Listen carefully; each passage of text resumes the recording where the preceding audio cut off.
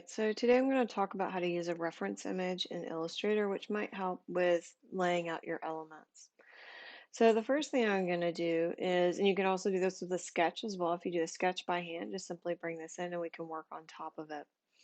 So the first thing I'm going to do is I'm going to add my reference image and I'm going to go File and go down to Place. You can also copy and paste it into the document as well.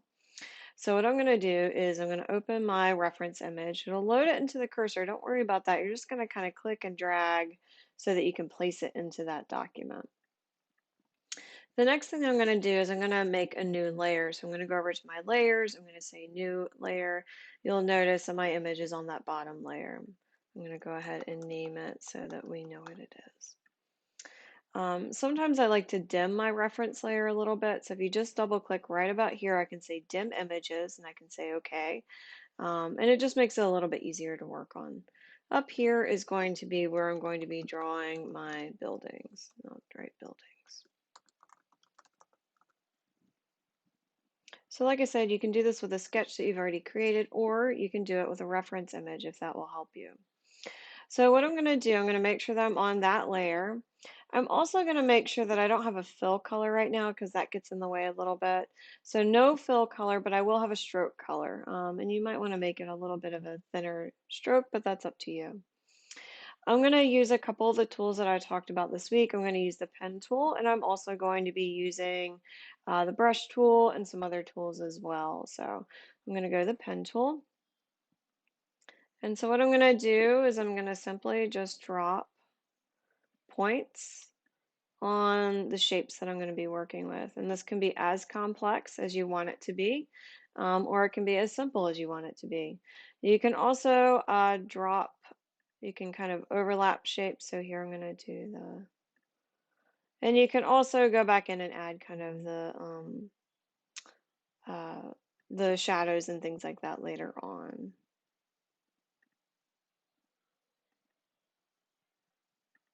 And just make sure with the pen tool that you're connecting it, that you're not kind of leaving it out in the open.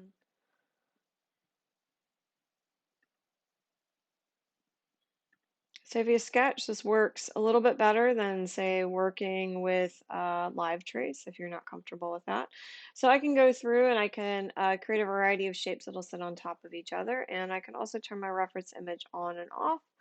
And I can also go in and I can manipulate any of these. So I've got one that's a little bit off over here, and what I'm going to do is I'm going to go back to my pen tool. Actually, I'm going to go to my direct selection tool, excuse me, and I can select any of these anchor points. So I'm actually going to shift this up a little bit more so it lines up a little bit better. And then I'm going to shift this over a little bit so that lines up a little bit better as well, and I'll shift that. Even though it looks like this is see-through, I can go through it now and I don't need to leave the stroke on it. I can go through and I can add my colors to it as I need to. Um, so this is a very quick, easy way to work with your shapes that you have drawn in your sketches.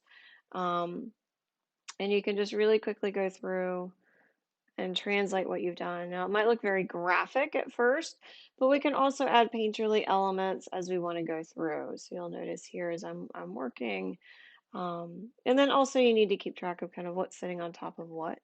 So you can see here I've got the roof, and I'm getting a dimensional effect just by adding in the elements that I want to work with. So. If you want it to be a little bit more painterly, one thing that we can go on and do is we can add a stroke to it. So if we do want to go back in and work with a stroke, we can do that. And then we can also change our stroke. So if we look right here, I can change what that stroke looks like. I can also change the thickness of it as well.